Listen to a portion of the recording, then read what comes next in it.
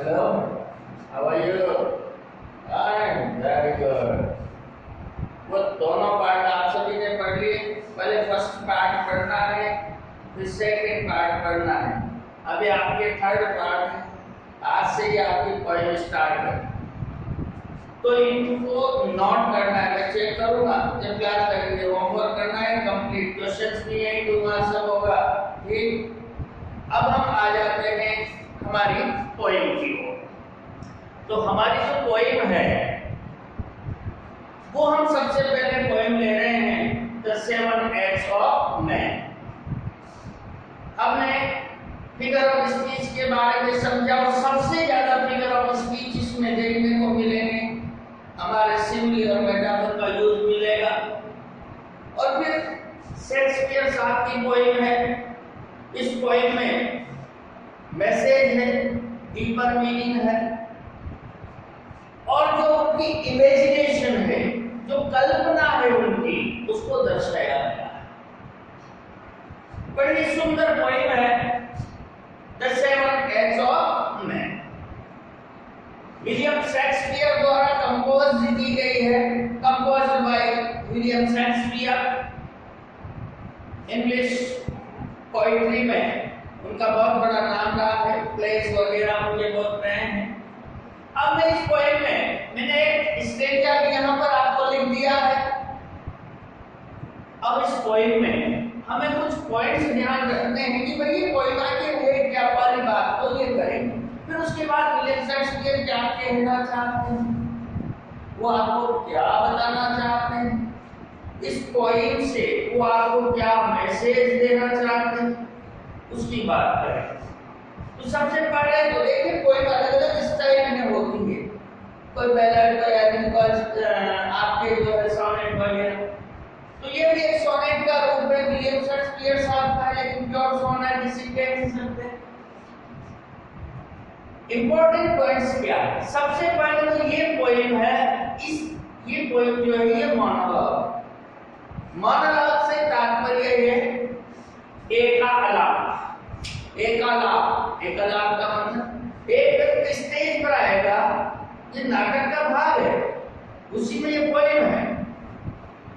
एक व्यक्ति स्टेज पर आएगा और वो ऑडियंस को, जो सामने श्रोता बैठे हैं, उनको गा करके ये पोएम सुनाएगा। तो ये एक व्यक्ति का आलाप है, एक व्यक्ति का आलाप है, तो एकालाप से कहते हैं। ऐसे ही सॉलिलोक्वी आता है, वो वन एक्ट प्ले के अंदर होता है। वो भी एक ही व्यक्ति होता है, लेकिन वन एक्ट प्ले रहता है उसका, वो अपने भावनाओं को प्रदर्शित करता है। दूसरी बात ये ब्लैंक वर्स में है। ब्लैंक वर्स, ब्लैंक वर्स का मतलब क्या होता है? रिक्त कविता होती है।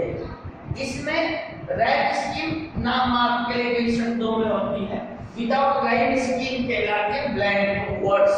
ये एक स्टाइल है लिखने की, कवि लोग इस तरह से स्टाइल में लिखते हैं ब्लैंक वर्ड्स। अब ब्लैंक वर्ड्स में आइएम्पिक पेंटामीटर का यूज किया गया। आइएम्पिक पेंटामीटर, ये एक तो पंच पद होते हैं इसमें, मतलब इसको फीट के नाम से हम इसको मापन है, इसका इकाई है मापने की, आइएम्पिक पेंटामीटर। इसमें क्या है, कुछ शब्दांश और शब्द को काउंट किया जाता है। आइएम्पिक पेंटामीटर इसका मुख्य है कि इसमें 5 पद लिए जाते हैं, 5 पद होते हैं इसमें, तो उन 5 पदों से मापा जाता है। और इसमें जो है एक ये चतुर्दशी भाव में भी है और एक दशांश। इसकी आप 10वीं लाइन में स्टेज और अनस्टेज सिलेबल जो होते हैं, तो एक सिलेबल अनस्टेज जो होता है मतलब निर्बल, और दूसरा अनस्टेज जो होता है वो निर्बल होता है। उसके बाद स्टेज सबल सिलेबल आता है, मतलब शब्द खंड बलाघात बोलते हैं, बल का आघात लगता है। फिर देखिए सिर्फ कुछ बातें थी जो मैंने बताई आपको। इसमें मुख्य है कि आपको जो जहाँ से रिलेटेड कोई क्वेश्चन तो आते की जानकारी है कि जो हम वही पढ़ रहे हैं वो एक तो ब्लैंक वर्स और मोनोलॉग में और उसमें आइएम्बिक पेंटामीटर है, 5 पद होते हैं उसमें। ये शब्दांशों और शब्दों का काउंट करके पद बनाते हैं। एक फिट फुट बोलते हैं उसको, फिट ही मापा है इसका। स्ट्रेस बल लगता है जहाँ भी सिलेबल का खंड होता है ऊंची आवाज आती है, तो जहाँ बल लगता है मतलब वोवल साउंड पे बल दिया जाता है। अनस्ट्रेस जहाँ बल नहीं दिया था वोवल साउंड बोल दिया जाता है। जैसे मैंने कहा बट अपेंड बल नहीं बट बल नहीं, लेकिन मैं कहूँगा, मैं मान लो कहूँ मैंगोश तो बल ऊंची आवाज है, 2 सिलेबल आ गए खंड में, तो स्ट्रेस और अनस्ट्रेस है। ये थोड़ी सी इसकी जानकारी। सिमिली, ये मैंने आपको बताया, सिमिली का मतलब है लाइक सो से कंपेयर करते हैं, और मेटाफोर सिमिली का ही अव्यक्त अथवा सूक्ष्म रूप होता है, वो होता है मेटाफोर। ठीक, अब जब विलियम शेक्सपियर साहब ने सोचा, उनकी इमेजिनेशन थी, उन्होंने मानव जीवन को देखा, तो उन्होंने जो थीम सेलेक्ट की वो ह्यूमन लाइफ, मैन्स लाइफ, मानव का जीवन किस प्रकार का होता है। वो जब से जन्म लेता है और मृत्यु तक जाता है तब तक वो अपने कितनी 7 अवस्थाएं जीता, अपनी कितने अवस्थाओं में जीता है, तो उसको शेक्सपियर साहब ने 7 अवस्थाओं में बांटा है। इनके अनुसार 7 अवस्थाएं जीता है, जैसे 7 एज ऑफ मैन। ठीक, अब शेक्सपियर साहब ने यह हमें दर्शाने की कोशिश की कि मानव का जीवन वो 7 अवस्थाओं में जीता है, तो कौन कौन सी अवस्था में किस किस तरह का रोल निभाता है, कौन कौन सी अवस्थाओं में किस किस तरह का रोल निभाता है, उसी की बात यहाँ पर की गई है। तो सबसे पहले तो थीम जो इसकी बनी वो बनी कि भाई मैन्स लाइफ के बारे में शेक्सपियर साहब लिखना चाह रहे थे, बताना चाह रहे थे हमें कि मानव किस तरह का जीवन जीता है। तो सबसे पहले इंट्रोडक्टरी स्ट्रेंजा है आपका, तो बड़े ही खूबसूरत अंदाज में लिखा, हाँ बड़े खूबसूरत अंदाज में। हम कुछ भी नहीं है, हमारी क्या औकात है यार मानव की। ये कोरोना आ गया, हम बड़े इतराते, अमेरिका वाले बड़े इतराते थे कि ओ हमसे बड़ा शक्तिशाली, रुपए पैसे में भी हम, हमारी इकोनॉमी सबसे बड़ी, उधर ही रह गई सब, तो कोरोना ने निपटा दिए सर। तो मानव की कोई औकात नहीं है, हम प्रकृति से जीत ही नहीं सकते। एक छोटा सा कीट जो दिखता भी नहीं है हमें, उसने लाखों लोगों को मृत्यु के कगार पे पहुंचा दिया, कई हजारों सैकड़ों हजारों की तादाद में मर गए। मानव की कोई औकात नहीं है, हम वैसे ही केवल इतराते हैं, बड़े बड़े बिल्डिंग से बना करके, तो देखो मल्टी स्टोरी में रहते। कुछ नहीं, जिस दिन पृथ्वी ने छोड़ दी कि आप थोड़े सा डांस करूंगी, उसी दिन नीचे। तो मुख्य बात जो है वो मानव की 7 अवस्था है। तो हम जो कहते हैं जो सबको निर्धारित रोल दिया है ईश्वर ने, इतना भी पढ़ लो, ऊपर वाले ने कुछ फिक्स कर रखा है कि ये डॉक्टर बनेगा, ये टीचर बनेगा, ये जो इंजीनियर बनेगा, ये आईएएस बनेगा, तो हमें ये किसान बनेगा, हमें उसी के अनुसार अपना रोल निभाना है। अब जो रोल बहुत अच्छे ढंग से निभा जाए उसकी लाइफ सुपर हिट। तो यही कहा है आपका ऑल द वर्ड्स, या देखिए पहले स्टेज जा, all the words and stage. कौन सा फिगर ऑफ स्पीच है? अरे बोलो भाई, कौन सा फिगर ऑफ स्पीच है? शिप ऑफ डेजर्ट, क्या था वो? Metaphor. All the words and stage, देखो कंपैरिजन किया है, इस संसार की तुलना रंगमंच से कर दी। संसार अलग है, रंगमंच अलग है। तो ऐसा क्यों किया? मैंने कहा था मेटाफॉर तो डिफरेंट वस्तुएं थिंग्स होती है, उनमें तुलना कर उनकी किसी एक पॉइंट को, एक गुण को समान बताया जाए। संसार रंगमंच है। रंगमंच पे क्या होता है? रंगमंच पे कलाकार आते हैं, अपनी कला का प्रदर्शन करते हैं और चले जाते हैं। इसी तरह इस संसार में हम जन्म लेते हैं, हमें डॉक्टर का रोल दिया है तो डॉक्टर का रोल करते हैं, टीचर का दिया है टीचर का रोल करते हैं, और अंत में इस जीवन रूपी रंगमंच से विदा हो जाते हैं। तो गुण क्या समान? जैसे कलाकार अपना कार्य पूरा करके चले जाते हैं, वैसे ही मानव भी इस संसार में आकर अपना कार्य पूर्ण करके चले जाते हैं। उनको निर्धारित रोल दिए गए हैं। तो वैसे ही तो we are only actors and actresses, we play our role in our life.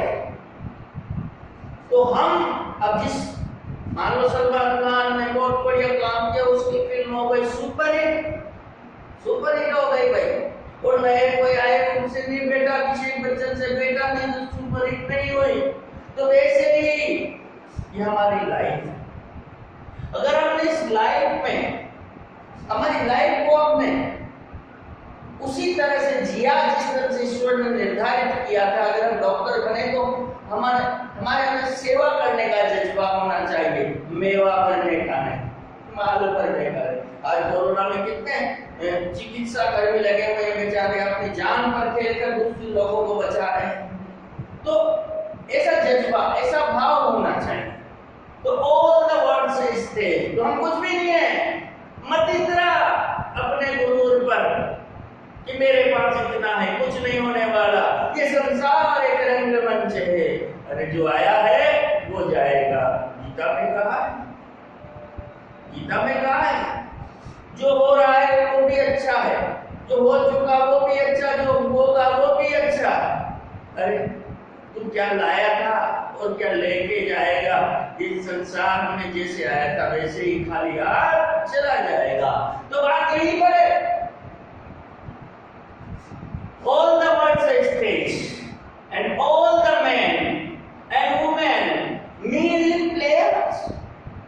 और सभी स्त्री और पुरुष, नर और मादा दो ही होते हैं साथ, जीवन चक्र दो का ही चलता है, नर और मादा। तो जितने भी स्त्री और पुरुष इस संसार रूपी रंगमंच में आते हैं वो और कुछ नहीं होते, मात्र कलाकार होते। इसलिए इतराओ मत कि मैं ये हूं, आप मात्र कलाकार। तो कलाकार होते हैं, they have their entrance exists and their entrance, enter का मतलब प्रवेश करना और एग्जिट का मतलब प्रस्थान करना। तो जो कलाकार है वो स्टेज पर आते हैं, प्रवेश करते हैं, जो उनका रोल है, जिसका भी रोल दिया गया है, कोई रावण बना है, कोई राम बना है, तो अपना रोल प्ले करते हैं और चले जाते हैं। उसी प्रकार हम भी अपनी माँ के गर्भ से जन्म लेकर इस संसार में आते हैं और हमारी लाइफ को जीते हैं। अलग अलग तरह की लाइफ, बच्चे की लाइफ, स्टूडेंट की लाइफ, सारी लाइफ जीते हुए आगे बढ़ेंगे। हम उस लाइफ को जीते हैं और फिर उन कलाकारों की तरह ही जब हमारे लाइफ का रोल पूरा हो जाता है तो हम चले जाते हैं, मृत्यु को प्राप्त हो जाते हैं। तो यहाँ पर इस संसार में आना और इससे जाने के बीच जो हम जीवन जीते हैं उसी को शेक्सपियर साहब ने कितनी अवस्थाओं में बांटा है? 7 अवस्थाओं में बांटा है।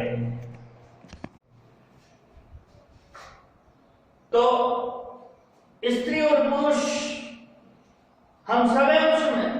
तो हमारी लाइफ जो हम जीते हैं वो मात्र हम अपना रोल प्ले करते हैं। We play our role in our life.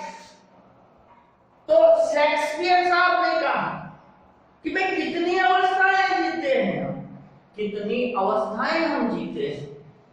और जो हम इतराते हैं तो कुछ नहीं हमारी औकात है, कोरोना ने ढेर लगा दिए और कैसी कोई महामारी हो गई तो पता नहीं हम कहां जाएंगे, सीधे चलेंगे ऊपर। लेकिन जितना भी समय हमें मिला है, जितना भी समय हमें मिला है, उसमें हमें हमारी लाइफ वाला जो रोल है, जो प्ले करना है, वो बहुत अच्छा प्ले करना है। हमें देश के लिए, समाज के लिए, परिवार के लिए अपनी जिम्मेदारियों का निर्वहन करना है। तो हमारी लाइफ उस फिल्म की तरह सुपरहिट होगी, उन कलाकारों की तरह महान बनेंगे। And one man is time plays many parts. और इस पूरे जीवन काल में व्यक्ति कई अपनी भूमिकाएं निभाता है, कई भूमिकाएं निभाता है। और शेक्सपियर साहब ने भूमिकाओं को 7 अवस्थाओं में बांटा। His acts being 7 acts। और वो मानव की भूमिकाएं जो भी वो निभाता है वो 7 अवस्थाओं में बांटी गई है। तो शेक्सपियर साहब ने 7 अवस्थाओं में चित्रण किया है। ये बहुत ही सुंदर पोइम है। तो आप इसमें से क्वेश्चन बनता है, आपसे पूछा जाता है कि मेटाफर का यूज किस लाइन में हुआ है, तो आप बता सकते हैं। बोलो कौन सी वाली जी? ऑल द वर्ड से स्टेड, ये प्योर मेटाफर का यूज है। अब इस पोएम में जो इस स्ट्रेंजा में जो मुख्य बात कही और इसके क्वेश्चन पूछे जाएंगे, आपसे क्वेश्चंस पूछे जाएंगे। तो जो मुख्य बात है वो हमें ये याद रखनी है कि 7 acts ऑफ मैन में मानवीय जीवन को, मैन्स लाइफ को 7 अवस्थाओं में बांटा गया है। मुख्य बात, हम मात्र एक्टर्स और एक्ट्रेसेस हैं। इसकी आपको शॉर्ट में इसकी मैप जानकारी रखनी है। जो भी क्वेश्चंस आए, वो क्वेश्चंस अपने आप में जिसको आप समझ गए तो क्वेश्चंस आराम से हल होंगे, आपको याद करने की भी जरूरत नहीं है। तो आज के लिए ये एक स्ट्रेंजा मैंने कंप्लीट किया है आपके।